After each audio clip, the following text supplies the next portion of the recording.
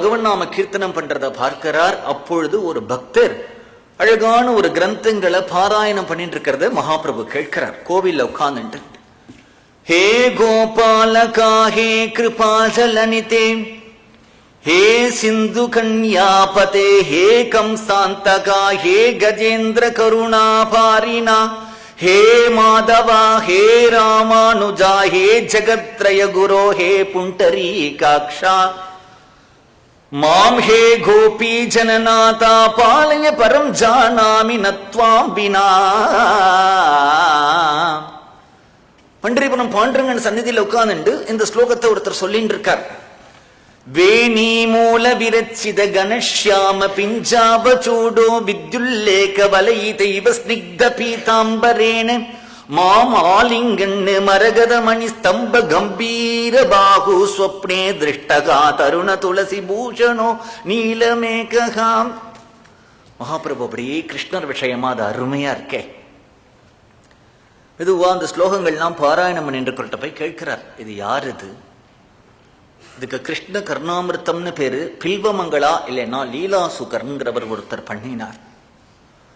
மகாபிரபு கேட்கிறார், அந்த பக்தருடைய ஹிருதயத்தில் இத்தகைய ஒரு வாக்கு வந்திருக்கணும்னா அவருடைய சரித்திரத்தை நான் கேட்க விரும்புறேன்.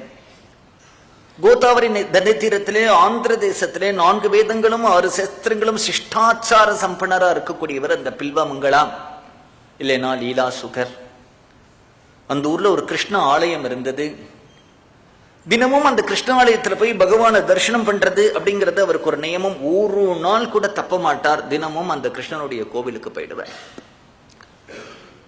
பகவானை தரிசனம் பண்ணுவார், கார்த்தால பண்ணுவார், சாயங்காலம் பண்ணுவார், பாகவதம் படிப்பார். அப்படி ஒரு நிஷ்டையா இருந்தார்.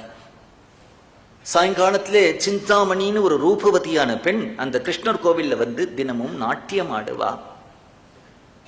ஒரு நாளைக்கு கிருஷ்ண விஷயமா தானே இருக்கு அந்த நாட்டியம்னு கவனிக்க ஆரம்பிச்ச உடனே அந்த பெண்ணுடைய ரூபம், லாவண்யம், கலா கௌசலம் இதிலெல்லாம் அவருடைய மனசு ஈடுபட்டு இப்ப கொஞ்சம் கொஞ்சமா அவருடைய மனசுல அந்த கிருஷ்ண தியானம் போய் அந்த சிந்தாமணியுடைய தியானம் வந்துடுத்து.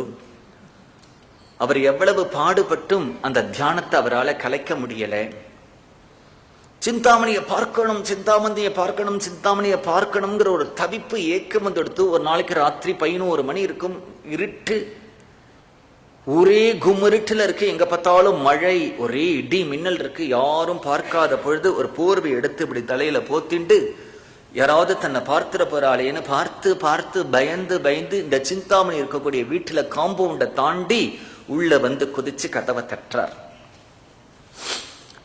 கதவை தட்டின உடனே அவ வந்து திறக்கிறா. யாரு 11 மணி 12 மணிக்கு வந்திருக்கான்னா இவரை தெரியும் கோவில்ல. நீங்களா? வேற வீடுன்னு தெரிஞ்சுட்டு வந்தேலா? என் வீடுன்னு தான் தெரிஞ்சுட்டு வந்தேலா?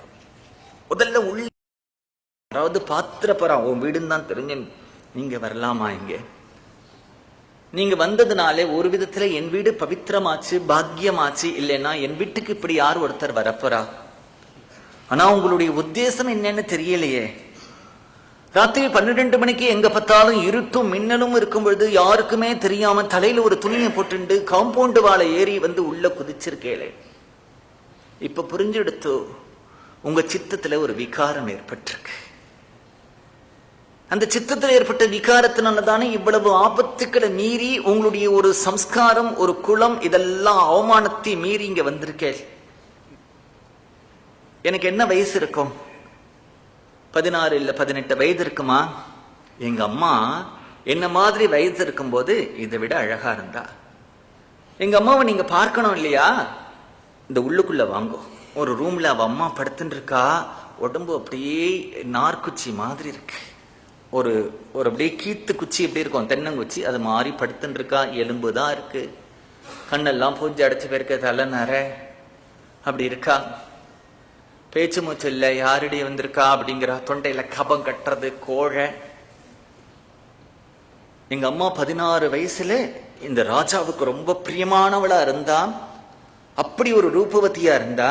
எங்க அம்மா இப்ப எப்படி இருக்கா பட்டேலா?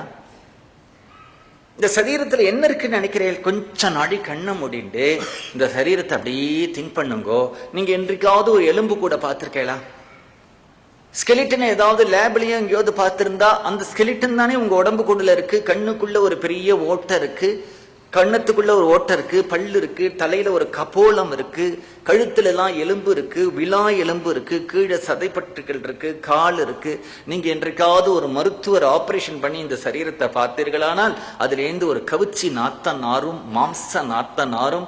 உடம்புல அப்படிதான் லிவர், கிட்னி எல்லாத்தையும் பேக் பண்ணி தான் பகவான் வச்சிருக்கான். யாரையாவது கொஞ்சம் போது அழகான கண்கள் உடையவன், அழகான மூக்கு உடையவன், அழகான உதவுடையவன் சொல்றமே தவிர அழகான கிட்னி உடையவன், அழகான லிவர் உடையவன் யாரையுமே கொஞ்சம் இல்லையே. உன் கிட்னி எவ்வளவு அழகு, உன் லிவர் எவ்வளவு அழகு, உன் ஹிருதயம் எவ்வளவு அழகு. யாராவது அப்படி ஸ்தோத்திரம் பண்ணிருக்காளான்னு எனக்கு தெரியல. இப்படிதானே சொல்றோம்.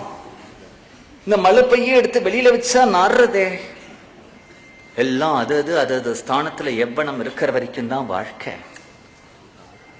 சொல்லிட்டு நீங்க என்ன தேடிட்டு வந்தேள்?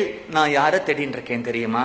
அந்த ஷியாமசுந்தரனை என் ஜென்மால ஒரு தடவை நேர்ல பார்க்கணும்னு தேடிட்டு இருக்கேன்.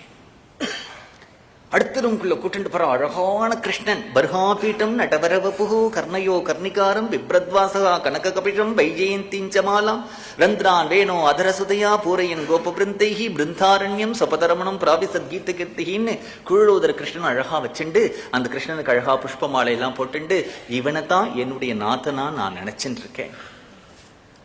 நான் உங்களுக்கு உபதேசம் பண்றதுக்கு தகுதி கிடையாது. இருந்தாலும் என்னுடைய ஹிருதயத்தில் இருக்கிறத சொல்றேன். என் மேல நீங்க வைக்கிற ஆசை இந்த கிருஷ்ணனை தேடலாமே. அதுதானே ஜென்மாவுடைய புருஷார்த்தம். சாஸ்வதமான இல்லாத இந்த சரீரத்தை ஏன் தேடுறேன் அப்படின்னு பக்கத்துல ஒரு கத்தி இருந்தது, கிழிச்சு காண்பிக்கிறா, அதுல இருந்து ரத்தம் கொட்டுறது. இதுதான் உள்ளுக்குள்ள இருக்கு. ஒரு மனுஷனே 2 நாள் அவன் ஸ்நானம் பண்ணலைன்னா அவனுடைய சரீரத்திலிருந்து வரக்கூடிய துர்கந்தத்தை அவனாலேயே தாங்க முடியாது. இந்த சரீரத்துக்கு என்ன பெரிய மரியாதை வேண்டி கிடக்கு. வைராக்கியத்தெல்லாம் உபதேசம் பண்ணின உடனே அவ சொல்றா, கிருஷ்ணரை பார்க்கிறது தான் ஒரு மனுஷனுடைய ஜென்மாவுடைய புருஷார்த்தம் அப்படின்னு உடனே அழறார். அவ காலில் விழறார். நீங்க விழக்கூடாது. ஏதோ என்னுடைய மனசுல இருக்கிறத ஒரு அசடு தத்து பித்துன்னு பேத்துற மாதிரி பேத்தினேன். ஏதாவது தப்பா இருந்தா மன்னிச்சுக்கணும். தப்பு இல்ல சிந்தாமணி, நீ தான் எனக்கு குரு. உங்க வீட்டுல ஏதாவது கோண ஊசி இருந்தா எடு. கோண ஊசி எடுத்துட்டார், தன் கண்ணு குத்திண்டார். இந்த கண்ணு தெரிஞ்சதுனாலதானே இதெல்லாம் என் கண்ணுல தெரிஞ்சது. கண்ணை குத்திண்டு வீட்டுக்கு போல பிருந்தாவனத்துல போய் கதறி அழறார் பகவத் தர்சனத்துக்காக. அவருக்கு கிருஷ்ண தர்சனம் ஏற்படுறது. கிருஷ்ண தர்சனம் ஏற்பட்ட பொழுது அவர் பண்ணின கிரந்தம் தான் கிருஷ்ண கர்ணாமிருதம். அதுல வாழ்க்கையில தனக்கு நடந்ததெல்லாம் எதுவுமே மறைக்கல. முதல் ஸ்லோகத்திலேயே சிந்தாமணிர் ஜெயதி சோமகிரிர் குருர்மே. யாராவது தன்னுடைய கடந்த கால வாழ்க்கையில ஏதாவது ஒரு ஆபாசமான சம்பவம் இருந்தா எல்லாத்தையும் மறைச்சுடுவா இல்லையா? அவர் மறைக்கல. பிரதம ஸ்லோகத்திலேயே சிந்தாமணி ஜெயதி, உனக்கு ஜெயம் உண்டாகட்டும். சோமகிரிர் குருர்மே சிக்ஷா குருஷ்ச பகவான் சிகிபிஞ்ச மௌலிஹி எப்பாத கல்பதரு பல்லவசேகரேஷு லீலா ஸ்வயம்வரரசம் லபதே ஜெயஸ்ரீ. இந்த ஸ்லோகங்கள் எல்லாம் கேட்டு லீலாசுகருடைய சரித்திரத்தை கேட்டு தன்னுடைய கிருஷ்ண பக்தால் இதெல்லாம் பார்த்து